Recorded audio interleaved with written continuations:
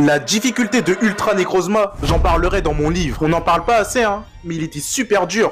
2017, je suis sur Pokémon Ultra Lune, je suis là, je tombe sur Ultra Necrozma, déjà je suis émerveillé par sa beauté, il est grave imposant et le fait qu'il ait absorbé toute la lumière, ça le rend majestueux. Mais en termes de level, il l'est pas du tout, il est là, il défonce toute ma team. J'étais pas prêt, en fait le problème c'est que ce Pokémon c'est un tank, et en plus de ça, en termes d'attaque, il tape super fort. En plus ce combat là, il est accompagné d'une OST bien épique, du coup il y a de la tension, ça rend le combat banger. Bien sûr moi, puisque je suis un dresseur d'exception, j'ai réussi à m'en sortir, mais clairement j'ai quand même galéré, hein. Et ça m'a surtout étonné parce qu'il faut prendre en compte quand même que Pokémon, selon moi, dans les 5 premières générations, il y avait quand même de la difficulté. En tout cas, il y avait un minimum de difficulté et t'avais des combats qui te mettaient mal. Alors qu'à partir de la 6G, c'était tellement simple. Donc vraiment, quand je suis tombé sur Ultra Necrozma, j'avais pas autant galéré, je pense, depuis la 5ème génération. En tout cas, Necrozma, c'est un super Pokémon. J'ai bien aimé son lore, le fait qu'il devait absorber la lumière, qu'il avait besoin de Solgaleo et Lunala.